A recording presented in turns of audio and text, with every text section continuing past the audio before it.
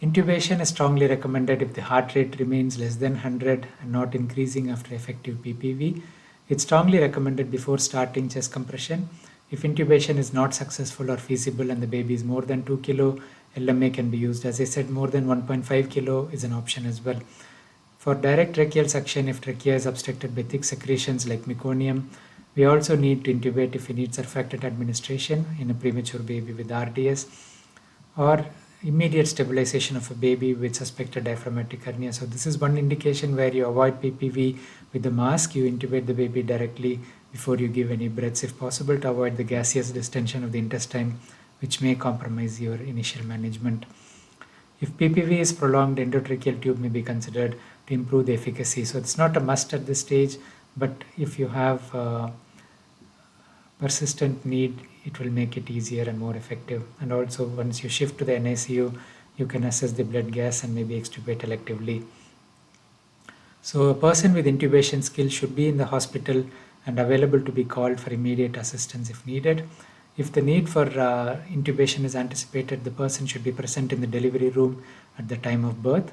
It's not sufficient to have someone on call at home or in a remote area. And the appropriate laryngoscope blade for a term baby is size 1 and for a preterm is size 0. If you have babies below 750 gram, 00 becomes important as well. Video laryngoscopy is available if you have it in your hospital. It's a useful tool for teaching as well. Intubation procedure should be completed within 30 seconds. The end-tidal CO2, there is a separate video on calorimetry in my playlist, so you can go through that. We need to see the change in color, yellow for yes, which means the tube is in the right place. So the CO2 coming out doesn't happen in some situations where the perfusion is poor and there is not enough blood coming to the lungs to get the CO2 back out. So if the baby is in shock, if the baby has not had any effective ventilation, you may not see the color change. So you may need to visualize with the laryngoscope to see if the ET tube is in the right place. Don't rush to pull it out if the CO2 doesn't change. If the intubator is confident the tube is in. The length of insertion is by the nasal tragus length or using the baby's gestational age. And even if you have used these measurements, the position should be confirmed by auscultating equal breath sounds. And if the tube has to stay in place, you obtain a chest X-ray for confirmation. If the correctly inserted endotracheal tube does not result in chest movement with PPV, suspect airway obstruction or a pneumothorax, and you have to deal with it accordingly. Avoid unsuccessful repeated attempts. If a baby weighs more than 2 kilo or 1.5 and above, you can use LMA if repeated intubation attempts fail. Some babies have abnormal airways which make intubation difficult. A baby with cleft palate or a small chin, you may need to call the anesthetist for the expertise. So in terms of tube size, below 1 kilo and below 28 weeks 2.5, 1 to 2 kilo 3, and greater than 2 kilo 3.5. So a leak around the tube, once you shift to the NICU, many people change the tube if there is a leak. Don't worry, most of us are extubating early. You don't need to rush to extubate these babies, and having a small tube is actually an advantage because you won't face laryngeal edema when you extubate. So you may not need to use volume guarantee for these babies who are going to extubate quickly. If the baby needs to continue ventilation, is not extubating soon within a few hours, then you may consider intubating. This is of course a separate point not related to NRP.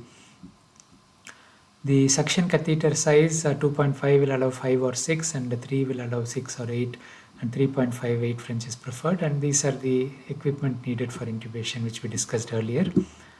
So remember to be gentle. The pull forward, the direction should be away from the baby at 90 degrees. There should not be pressure tilting back on the gums to damage the gums or cause bleeding. Once you reach the valvula, if you see only darkness, it means you've gone too deep. You may need to pull back. And once you see the epiglottis, it shows you are close to the right area. You can pull forward from there to see the vocal cords. And you'll see the anatomy like this. So the epiglottis, the valvula, if you go into here, you pull forward, and sometimes you may go over the epiglottis to see the cords. The direction of the cord is towards the epiglottis. The arytenoid folds are seen here, and that is the esophagus. And once you have the calorimetry to confirm yes and yellow, remember that purple is no. And once the color change happens, some of these calorimeters need a strip to be pulled out, so don't forget to pull it out. And always secure the tube against the palate so it doesn't slip out before you fix it. So there is nothing more disheartening than intubating a very sick baby and the tube slipping out because you didn't hold on properly. Communicate well within the team. If someone is going to pull the bagging device or the ETCO2 sensor, tell each other so that it doesn't slip. Always secure it well. And as I mentioned earlier, don't remove the calorimeter after you have confirmed. Keep it till you reach the NICU because the tube can slip during the movement as well.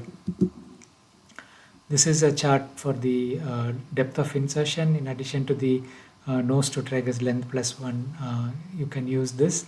And also the weight in kilo +6 can be considered as well if you are not sure of the gestation. So 0.5 to 0.6 kilo, 5.5, that's the smallest usually you keep, shortest length. 25 to 26 weeks, 6 centimeter, and then it keeps increasing. At term, it's 9 centimeter. If the baby worsens after intubation, you have to use the dope mnemonic even in the resuscitation scenario. D stands for displaced ET tube, O for obstructed ET tube. It can happen even with secretions, not necessarily meconium alone. P for pneumothorax and E for equipment failure. So the dope as well, there is a separate video on the playlist.